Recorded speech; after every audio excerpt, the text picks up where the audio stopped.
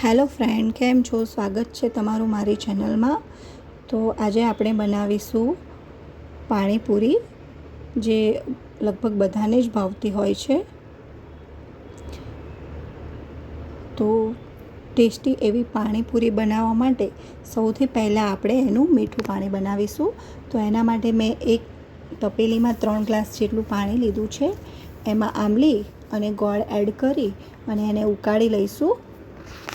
પાણી થોડીવાર ઉકળી જાય, ગોળ ઓગળી જાય એટલું આપણે એને ઉકાળવાનું છે. પછી એને ઠંડુ થવા મૂકી દઈશું.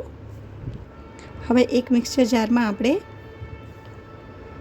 ફુદીનાના પાન અને લીલા ધાણા, 3 થી 4 લીલા મરચાં, મીઠું, સંચર અને પાણીપુરીનો મસાલો અને થોડું ઠંડુ પાણી એડ કરી એક પેસ્ટ તૈયાર કરી લઈશું. આપણી પેસ્ટ તૈયાર થઈ ગઈ છે. હવે આપણે એને એક બાઉલમાં ટ્રાન્સફર કરી લઈશું અને મિક્સર જારમાં જે પેસ્ટ વધી હોય એમાં થોડું પાણી એડ કરી અને એ પાણી આપણે એક તપેલીમાં લઈ લઈશું.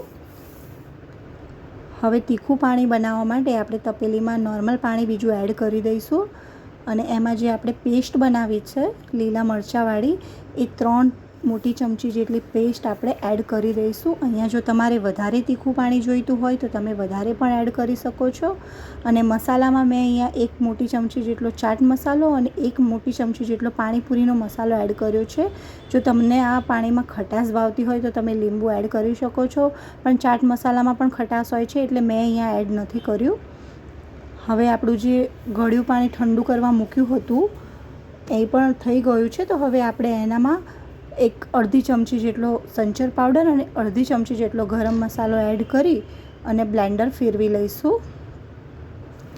હવે એને આવી રીતે બ્લેન્ડર ફેરવીને રેડી છે. હવે આપણે એને ગાળી લઈશું. તો એક ગળણીની મદદથી હું અહીંયા એને ગાળી લઈશ અને જે વધારાની જે આંબલીના છોતરા હોય છે એ નીકળી જાય એટલા માટે એને ગાળવું જરૂરી છે. તો આવી રીતે તમે જોઈ શકો છો કે ગાળીને આપણું મીઠું પાણી પણ રેડી થઈ ગયું છે. તો આપણું તીખું અને મીઠું પાણી બંને રેડી છે. હવે મેં ચણા બટાકા બાફીને રાખી લીધા હતા. તો આપણે એક વાટકામાં બટેકા અને ચણા લઈશું.